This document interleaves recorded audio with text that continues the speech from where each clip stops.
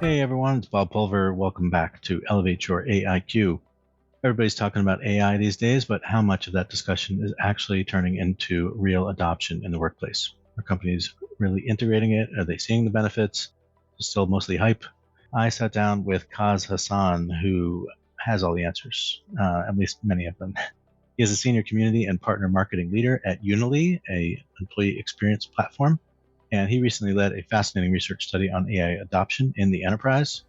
We explore what employees really think about AI, why so many organizations are struggling to provide clear policies, and how a growing divide is forming between the haves and have-nots, AI super users, and those who are the technology laggards.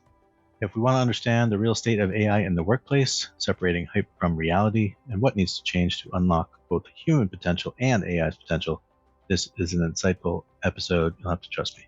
Let's go talk to Kaz. Thanks again for listening. Hello, everyone. Welcome back to another episode of Elevate Your AIQ. I am your host, Bob Pulver. With me today, I have the pleasure of speaking with Kaz Hassan. How are you doing today, Kaz? Doing very well. How are you? I'm doing great. I'm looking forward to diving into the work that you're doing and specifically, get into this survey we've been talking about, which had some really interesting and important takeaways for pretty much everyone who listens and doesn't listen to this podcast. There's some really important messages that come out of this, and I hope people take it to heart and start getting things moving inside their organizations. But I'll let you introduce yourself properly and kick things off. Hello, everyone. I'm Kaz Hassan. I look after industry insights and thought leadership as one of my main remits. So it means that I get to kind of do new research and work with a customer base in Unily is an employee experience platform, which powers organizational velocity for some of the largest, most iconic organizations. So the likes of American Airlines, American Express, CVS Health. And some of the kind of insights I get are from speaking to leaders at these companies that are shaping employee experience. And it's often those conversations and seeing what's happening in those organizations that spark me to come up with new research or insights, which kind of brings us to our conversation today. Yeah, absolutely. So the survey, this is really about the sort of AI adoption gap. So I just thought there are some consistencies with some other data that I've seen, some other survey data, but I think it was just some of the messaging around was so acute around comparing it to some of the things that I saw in my own transformation experience at large enterprises and how difficult this is. And of course, the warning that that I and many others issued to, across the board to say, look, this is bigger and more impactful and more far reaching than prior transformations for a number of reasons. And so, you really need to put some solid plans together. And as the survey revealed, that really has not come to fruition just yet. Correct. Yeah. So I think the thing that really drove it was there's always like something that usually sparks the new research for me. And when I was kind of reflecting in 2024, thinking, okay, like what's the single biggest thing that's changed for me this year? And when I thought about it, I thought for me, it's how I do my work and the way in which I do my work and the outputs. And so if I look at my working day from the last year and did a snapshot compared to a year before, it's completely different, mostly because of AI. And I was having a conversation in the office with one of my colleagues, and we were kind of looking around at different people's screens, and there was almost like a 50% chance whether they had some sort of AI tool up or whether they had just like a typical Word document or Outlook or something like that. And I was like, this is really interesting because these people working side by side, there's something here. And nowadays, Josh Burson, I think, recently called it like an AI superworker. But before we had like such a sophisticated names for it, we kind of like spoke about like AI enabled workers, like kind of AI plus workers, and whether there was like something there in those like storming ahead. And so that was kind of what drove the research, basically, to try and understand like, do AI super workers exist, and are they operating in large organizations?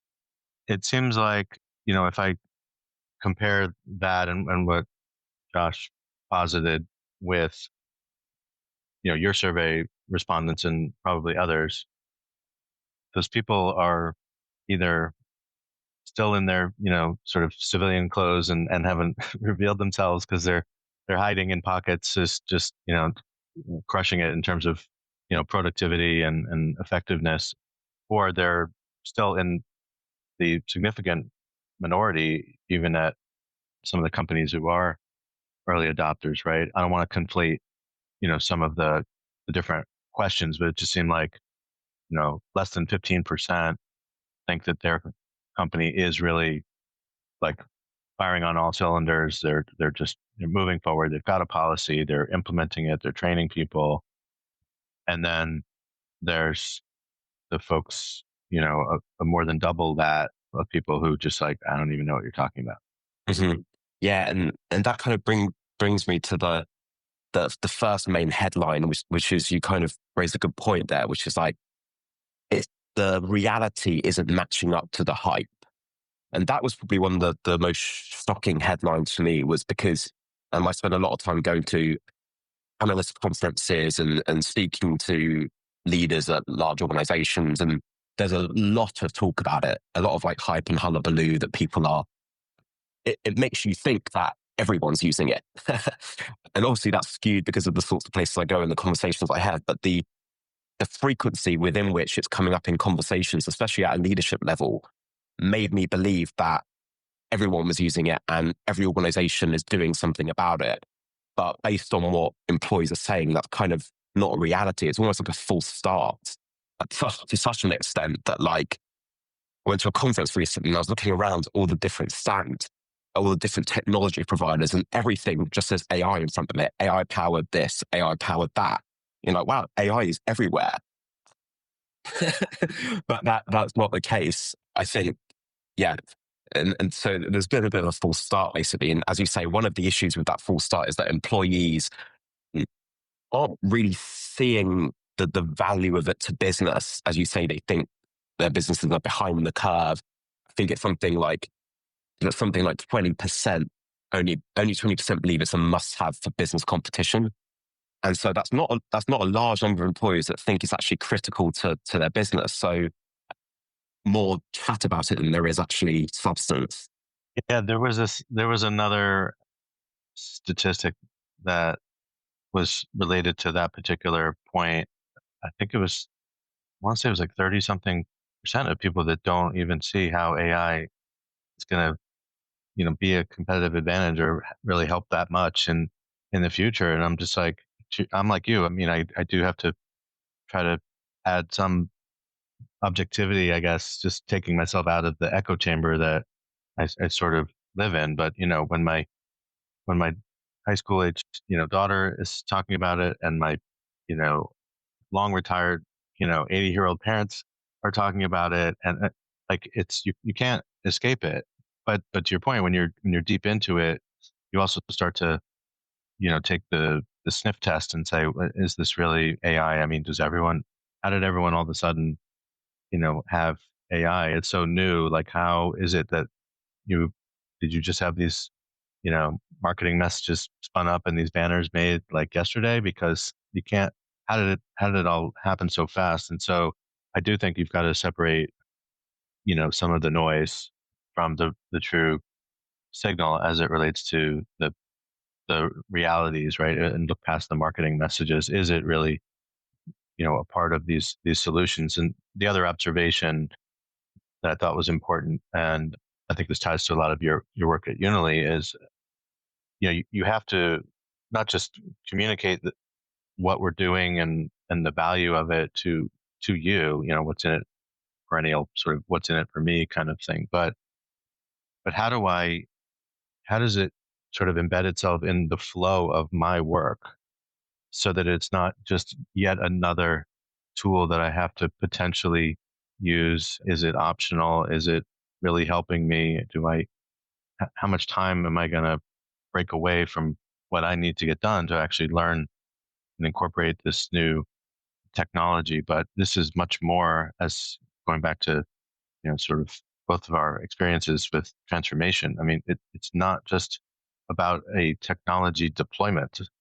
If you want people to if you want to get the value of these solutions, you have to show people how to use them, and it has to be, sort of just an evolution of how they sort of do their work, at least until you redesign, what that role is. But that's, I think, goes a long way to help with adoption, because it's almost like, look, this is our new way of doing things. This isn't just a suggestion.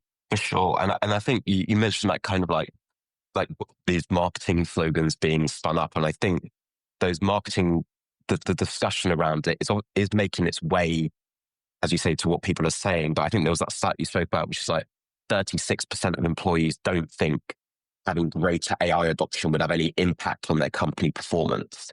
Now that's over a third. So that's quite shocking. So they're obviously aware of it. They're potentially discussing it, but it's like a theory. They see it like completely disconnected from the work that they do, from adding value to the business. And bearing in mind that these respondents are all knowledge workers. These are people that work at computers.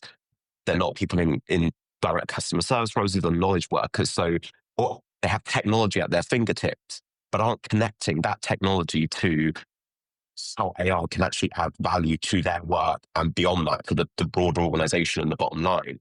One of the questions I was going to ask, and maybe it's not valid anymore based on you clarifying who the survey respondents were, but it just seemed to me that part of this, if you have 36% people that don't see how this could possibly add value to the business going forward, then they don't understand what AI is doing. And so part of that might be a communication issue, but a lot of it could be a training and AI literacy issue, and or the specific tools that have been introduced, and maybe not even seeing why those tools are so advanced, or why they're so much better than prior iterations of either automation or just even the last generation of a conversational AI, which was a little had to follow specific rules and be trained explicitly on knowledge bases and stuff like that. But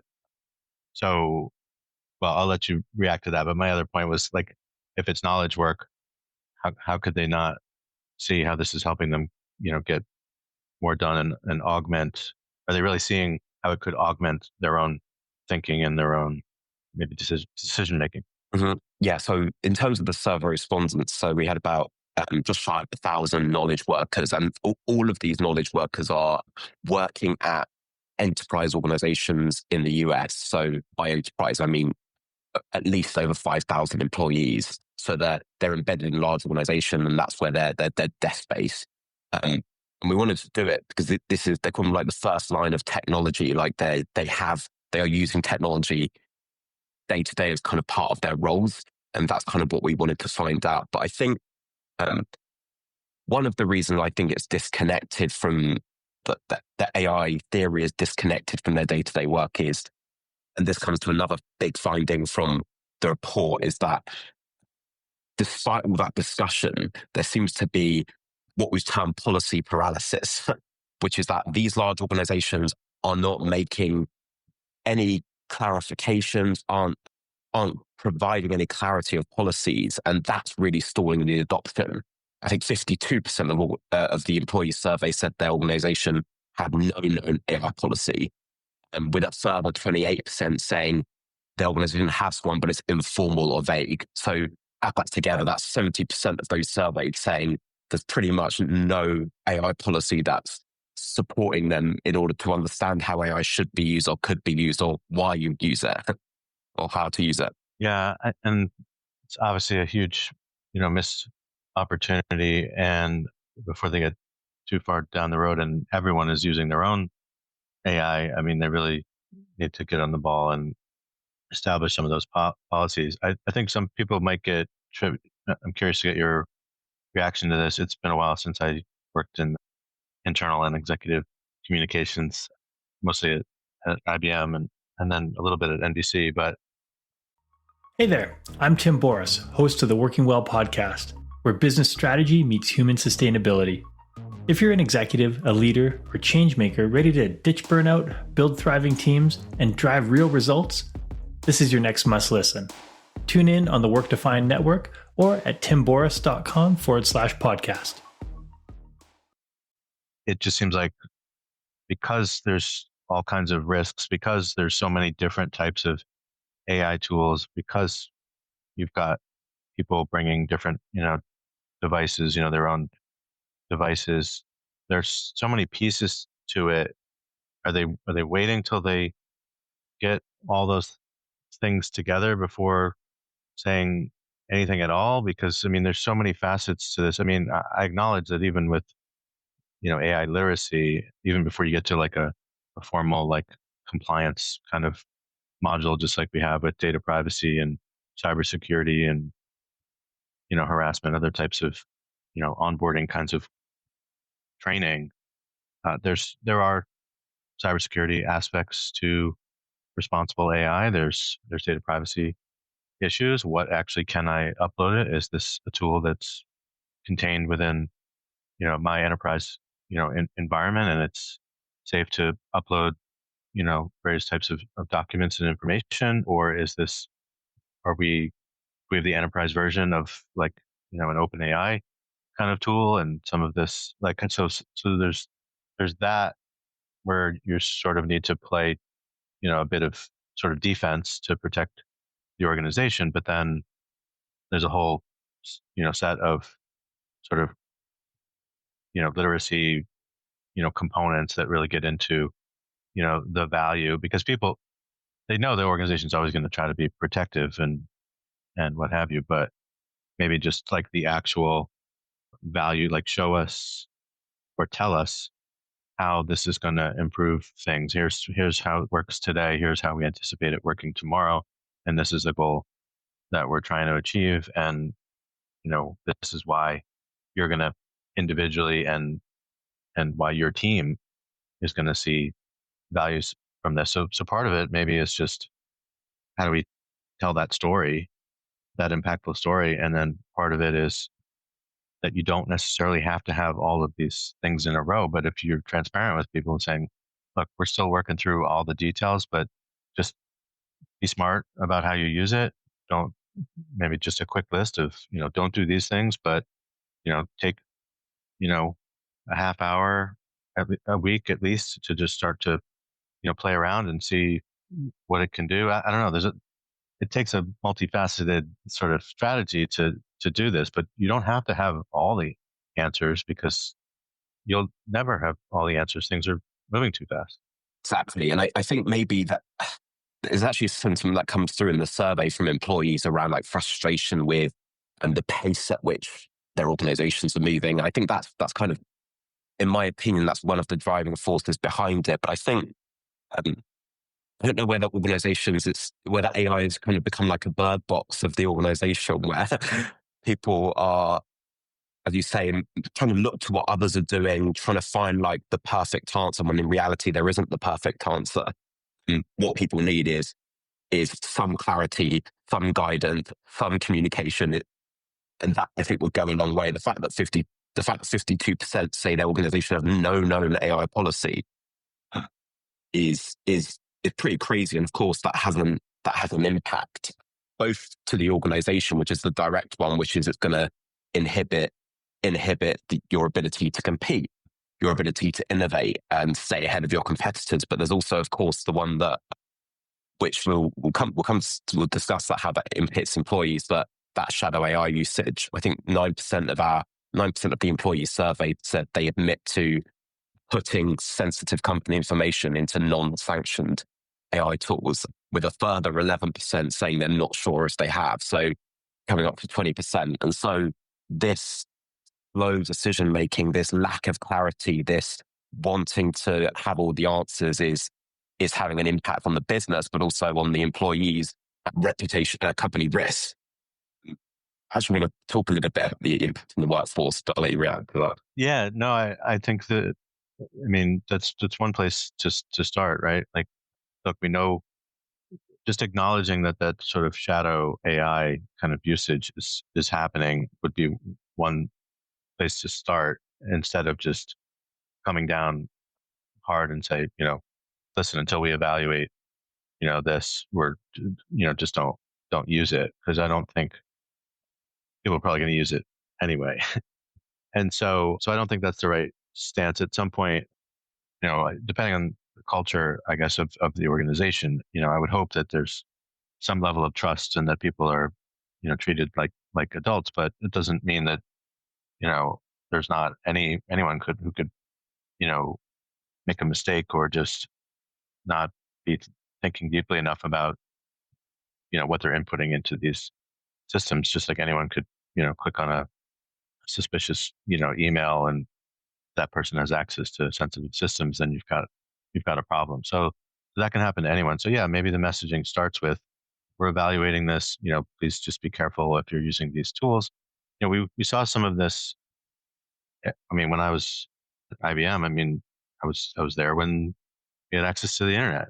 I was there when social media, came about, and, we had to go through the same thing both times. It wasn't exactly the same, but it had a lot of similarities. I mean, not everyone, obviously, if you're a deskless, worker, if you're working in a, manufacturing facility or in fulfillment or whatever, you weren't necessarily in front of a computer and you didn't need, internet access, but, eventually everyone had it. And then the social media, when social media came about, as a B2B organization, IBM had to really think about how they would use this. And of course, being a big technology company, they found all kinds of ways to take advantage of those opportunities and teach, their B2B clients to do the same. But I remember very specifically showing IBM clients what social media was about and how we could analyze the data, whatever. And they were just like, well,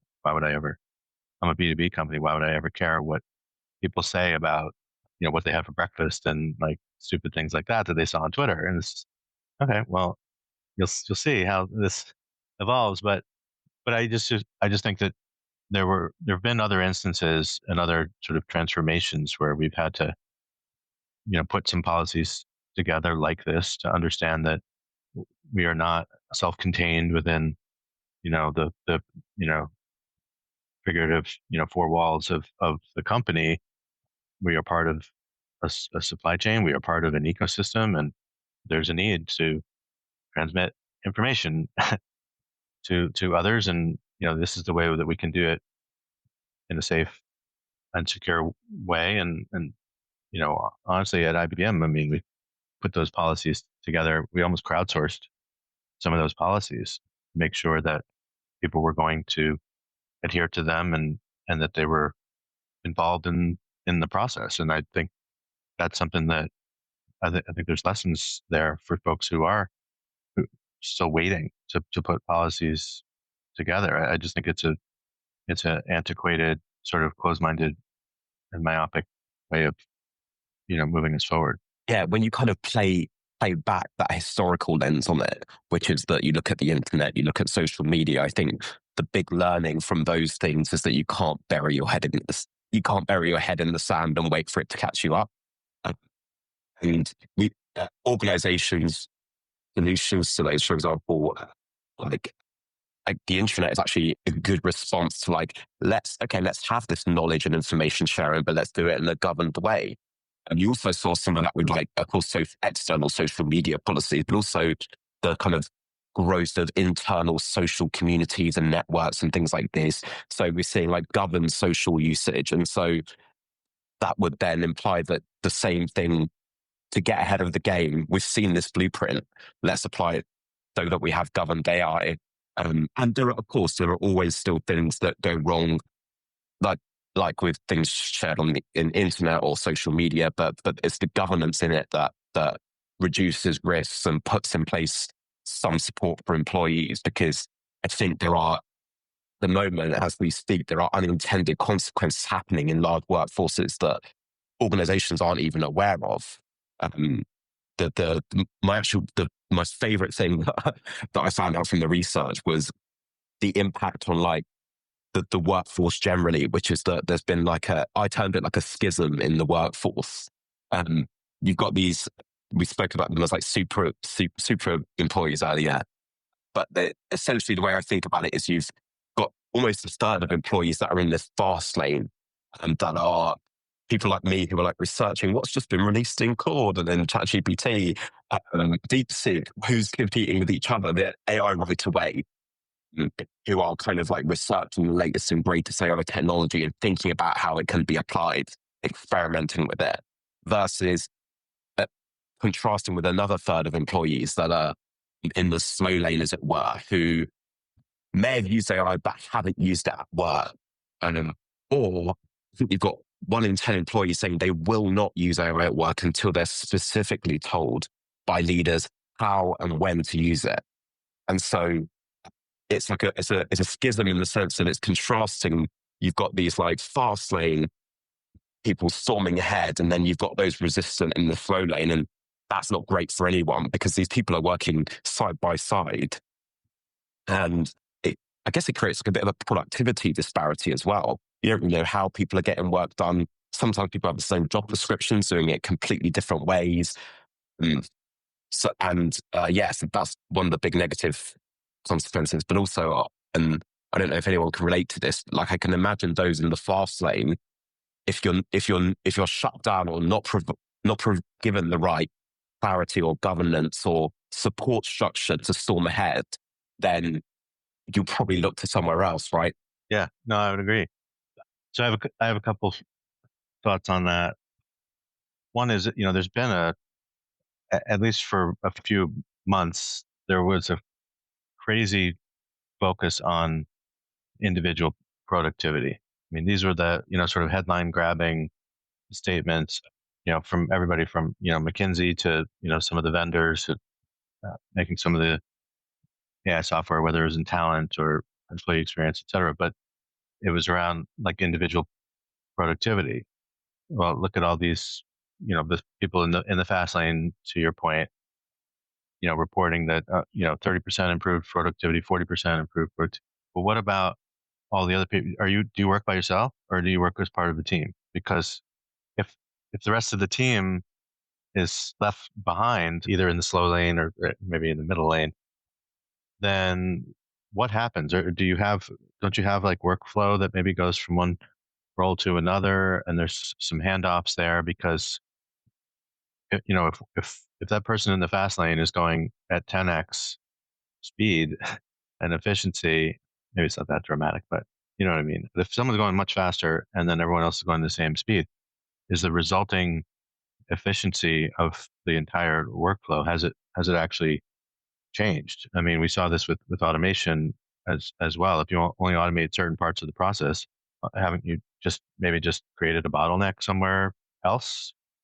And so there's the overall sort of team effectiveness that I think about, which has much more a greater impact than any individual productivity. But the other thing that makes me think about is, and this was, I don't know if this was called out specifically in the research, but it's definitely something that came to mind as I read the report. But at IBM, for example, we had a reverse mentoring program to say, and it was particularly popular with social media adoption because you had busy executives who were just managing organizations and had, huge budgets and were traveling and whatever. And like, they just didn't, it was a novelty at the time and they didn't really know how to use it. But as things progressed and people realized that they could have a voice, they could start blogging, they could talk to their teams in a more, in a different style and be more transparent. They could also, start having an external, reputation and start to influence folks. And that helped IBM's own, sort of brand reputation, that these executives didn't have to go through, media relations all the time.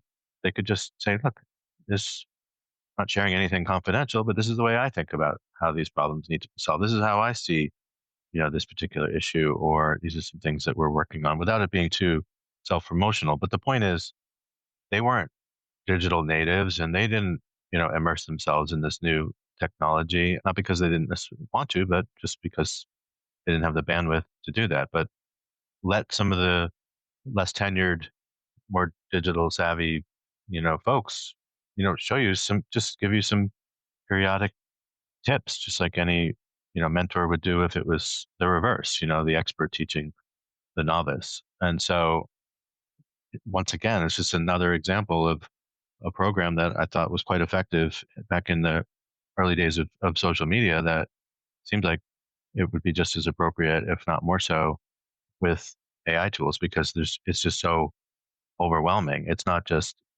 oh, there's Facebook, there's Twitter, there's, LinkedIn. It's, oh my God, there's just like hundreds and hundreds of tools and new ones every single day with advancing capabilities. It's dizzying, even for the people who are the mentors. It's a lot. You raise a really interesting point, because I actually feel that because of the lack of communication and the lack of governance, you probably have these quite insular ways of working. So even those that are doing really cool things with AI and maybe doing great things for their organizations, they are, because of the culture that's being created with the lack of communication and the lack of clarity, it's probably be very, very insular. Whereas if you flip the script and create a culture of like open communication and knowledge sharing, you could have, as you kind of term with reverse mentoring, like grassroots communities or sharing of examples of how you're innovating that can inspire others and kind of help everyone level up, rather than creating these kind of individual streams of even those doing great work and increasing their productivity. It's very insular. And actually, the research does support this.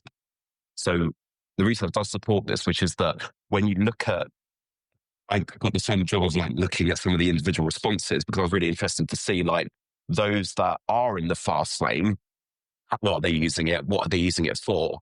And I think there's almost a correlation between those that use AI the most and those that wrote the most. I think they used AI to give it, to create those answers. It was really to do with the passion that they had with the productivity improvements. And you mentioned 10x there, and there were actually people in the respondents that were very specific around what productivity improvements they had 3 times, 5 times.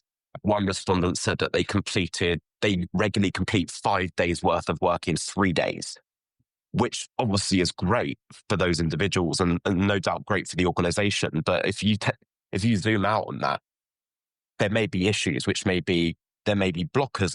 There may be blockers in the workflows that mean you aren't able to take advantage of that improvement. But also, which I think is quite interesting, is all of those respondents are, I did this better, I did that better. It's very personal productivity driven. No one really talks to when we're thinking of AI, we're thinking transforming the way we're working and how we work is so different. The reality is, because of how things are operating at the moment, individuals are increasing their productivity. They might write emails quicker, they might write things slightly better, but this isn't a scalable improvement across the board that's reshaped how we're working. It's great for those individuals, and it may be a slight productivity improvement for the organization, which is good, but it's not transformative. And so that's probably one of the unintended consequences of the lack of clarity and the lack of communication, the lack of experimentation, is that you've just got these pockets of personal productivity improvements, but there's no I in team, or there is an AI though.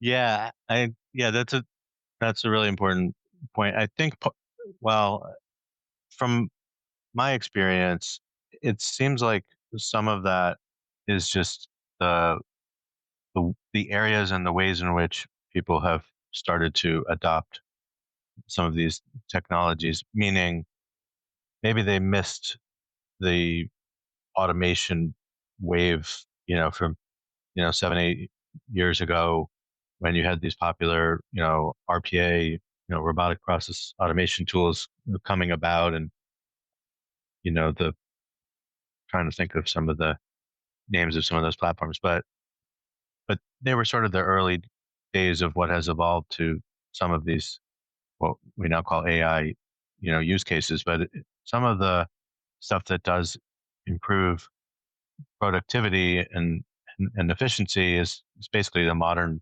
version of some of those automation capabilities, which has a lot of value, but it's long term. To your point, it's not really where the most sort of differentiating sort of value is going to be created. It's going to be how do we, identify the right talent? How do we work more effectively as a team? And how do we make better decisions? And some of that, and you've got, innovation, sort of baked into those pieces of it. But you can only get so efficient, I guess, is one way to think about it. And then you have to actually do all the work that, you need humans to do, or augmented, humans to do, which I think gets to, what the person was talking about with like the superworker. The superworker is not someone who has just automated their whole job. That's not really what it means. It's how do I be the best version of myself by incorporating AI capabilities to be a sort of second brain, to be a thought partner, to help me refine ideas and refine my communications and things like that, not to outsource my communications or outsource my critical thinking to AI, but how do I just be the best version of myself? And I think increasingly that's what companies are going to look for in the future workforce. You're not going to see on the job description, you're not going to see, fluent in Microsoft Office and, whatever. You're going to see like how good are you? And they're going to probably ask you to show them, when it gets to either assessments or, work assignments, or however you sort of prove to them that you actually know what you're talking about, that you can actually do the things that it says on your resume, your AI generated resume. Do you actually know how to do these things? And so it's not just about the skills, it's about, the skill level and the actual competency. You can't just, this isn't about, keywords. It's about, you actually know how to apply some of this in different contexts, and are you adaptable, and do you have the right mindset to, take on new responsibilities, because that job that you got hired for is invariably going to change, and probably quite quickly. Mm-hmm. I think it's that mindset point as well. With the superworker concept. I was actually discussing this with a colleague while we were talking through the research, and I made the point around how those in the fast lane aren't necessarily like, yes, it's cool, but it's not where the real gains are. And he asked, well, what would my approach be? And my view is that when it comes, if you're thinking about the workforce generally, obviously there are diverse role types, diverse people in that workforce that think in different ways, do different types of work. Some who are super niche specialists in certain areas, others who are part of the team doing similar roles. And so they can't be that one. It can't be that there's a one size fits all, which is like, okay, well, here are the 3 use cases that our organization is going to use AI for, and this is how you should use it. And so that approach isn't going to work. And I think part of it is trying to, as part of that governance, it involves changing the mindset. And the way I thought about it was, if I think about how I use AI, I've done some work saying, what do I like doing? What am I good at doing? And what do I not like doing? What do I not, and what am I not good at? And so it's a bit like, people have friends for different purposes. You might have that friend that you cry on their shoulder. You might have a friend that you go to discuss family with, or for those for business advice. And I see it the same with like AI, understanding like what sort of companion is AI to you. And so with that different type of lens, if you encourage a workforce to, obviously within a governed remit, so it's safe, but like think about the diverse ways it could support you in your role and with your skill set, you then start getting slightly different approaches. And I think one thing we've been trying internally is thinking about not just those personal productivity improvements. It's like, we have like an AI day where we go away, do some of that AI research, get some thinking from AI, and then have a day where we come into the office, no computers, completely personal creativity-led discussion, debate, And so I know that's a very specific and niche example, but it's the sort of thing that is starting to change the way we work and like starts to think about how AI could be used for new types of work, shifting away from just personal productivity improvements. Yeah, I think once you get past that, I feel like there's all kinds of ways where people need to be exposed to how it could complement not just you, but complement the team, right? Like as you have. I mean, basic examples are there's some that's I should say there are some tools that sort of straddle both. It's some automation and some augmentation, I guess. So I think of like these AI note takers, right? That can join your meeting. It takes meticulous notes. You have a full transcript. It can take your key takeaways. It can take your action items.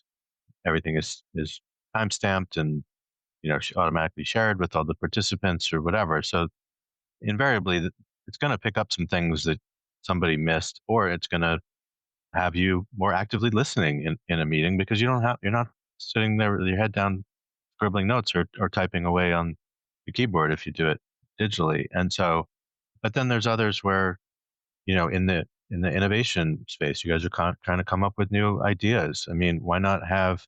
Certainly, I'm an advocate of collective intelligence and cognitive diversity, which is a whole nother topic we could talk about for a while. But but technically, if you didn't have a certain level of cognitive diversity, within a group or a community in a meeting or whatever, you could, the AI, you could literally ask an AI to come in and play the role of some missing, persona or just what did we overlook or you know, what's the viability of some of these ideas or how might I flesh this out and, move towards a business case for this proposal or something like that. So I just think there's a lot that most of the value is yet to be achieved because we haven't shown people how it can sort of augment not just individual sort of human capability and intelligence, but that of the collective. So I just think we're barely scratching the surface, but it's also why I want people to sort of get on board. Not to use I keep talking about these IBM examples, but they really did a lot of things well. And so one of them was when they were introducing IBM Watson to the company. I mean, there was only a very small team working on IBM Watson inside IBM research and only certain people that got exposed to, the early days of that. And I was fortunate to be one of those. And so it just seemed like, just wait until people realize, what this is. And then they realized, okay, we do actually have to do that. And they built a whole. The use case podcast is where technology vendors get to talk about themselves.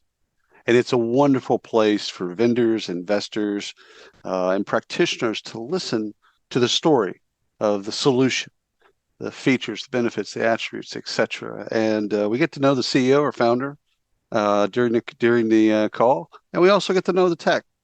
So subscribe to the Use Case Podcast.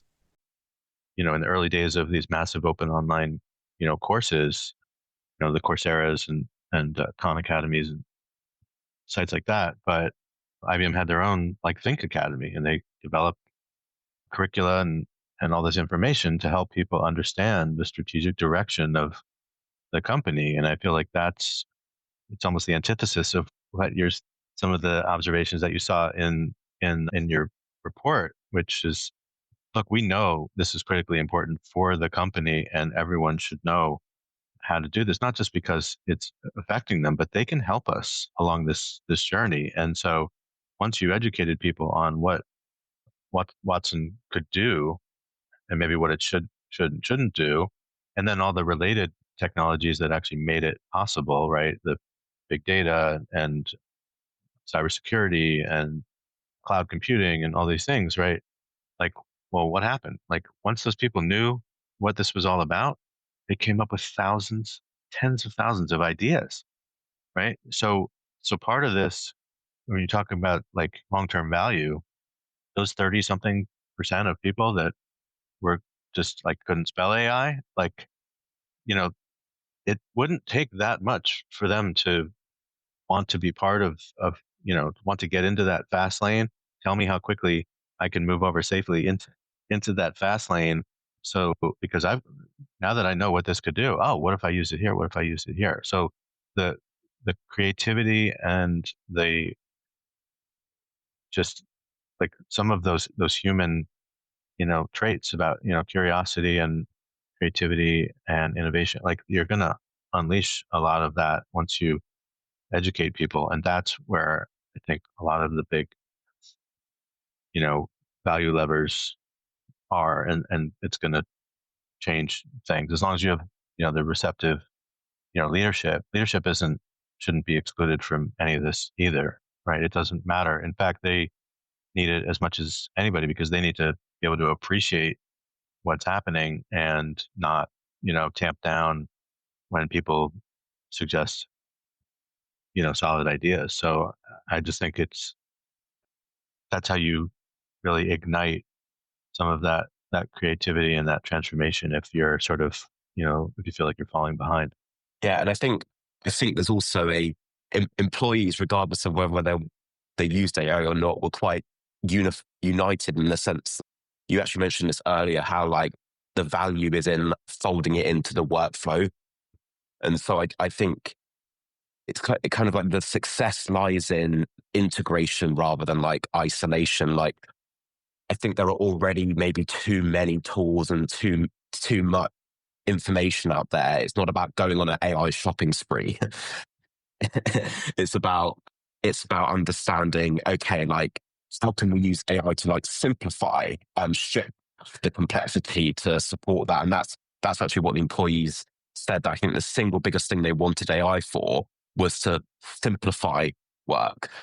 It wasn't to innovate better. It wasn't to do this. It's like there's a lot going on. There are complex systems and some different complex tasks and different systems, knowledge all over the place. It's like, let's simplify this.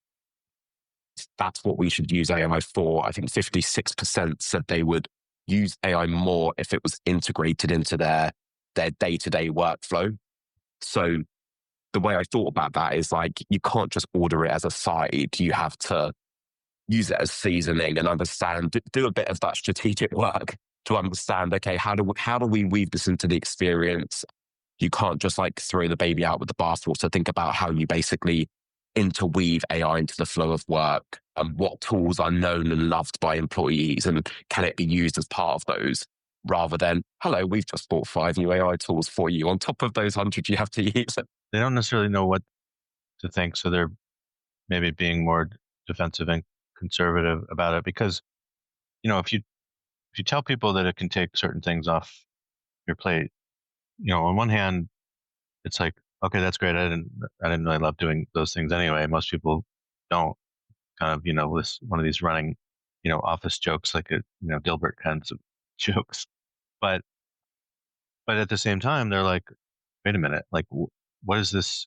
We're opening up sort of this can of worms here. Like, if you start taking that, what else are you going to take off my desk? And at what point does that become, a threat to my role here, to my job? And so there's definitely, I feel like there's some fears. I don't know if you saw anything as you were looking through individual responses, if people express that, but it's certainly understandable.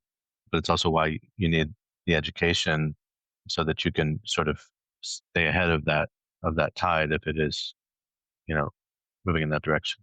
Yeah, I think I wasn't as surprised by the number of people that thought that, like, for me, I was more surprised with the number of people that didn't think AI would have any implication on their role, or also the fact that they weren't concerned with people using AI better than them. And so that was something that was quite interesting. But actually, I think what was interesting was when you look through in the individual responses, those that are not really using it or not adopting it, that are resisting, those that would say that they can't use AI because it doesn't work with their type of work or their role.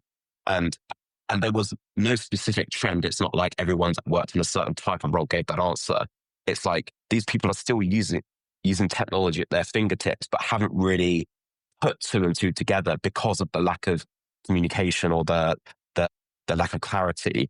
So it's like, I guess, showing AI, again, I think the big takeaway is that the AI theory is completely disconnected from the day-to-day work, and therefore employees don't understand and see the two things together.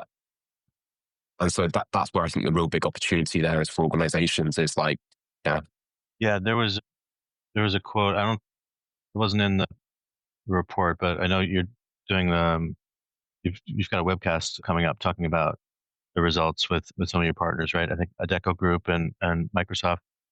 There was a particular phrase that Frank from Adecco Group used. I wrote down so I wouldn't forget. We need to be enlightening storytellers, not just messengers of change. I thought that was a really good quote. You've got to really make this compelling. This isn't just a cookie cutter, just quick email that goes out from the central, home office, which could have been written by AI, ironically. But you've got to tell those compelling stories that really hit home for the average knowledge worker, et cetera, where they can see and just take themselves out of the focus and really think more broadly about the impact that this can have on their team and the output of that team to make them more effective, not just more efficient. So I think the really interesting, the thing that really supports that specific quote for me is that if you look at the business landscape and the kind of the volatility, the disruption, the changes that are happening, I think in order to take one step ahead and bringing AI to life, but it's not just AI, it's bigger than that. It's understanding how is AI applied and can support my business strategy. How do we help it hit these like weighty goals, right? It's not just enabling on the AI. It's how, this is where the storytelling comes in. How does all of this fit together? So an organization can't listen to this and think, oh, okay, there's a lack of clarity on AI. Let's add a task to communicate AI. It's not checkbox communications. It's the storytelling. It's helping employees understand how all these puzzle pieces fit together and what's my role in this organization to progress towards our goals and progress the company's strategy and hit our mission. And so that's where the storytelling is important, because it's not, as you say, it's not about clicking send on an email and whoop, okay, we've got an AI policy done.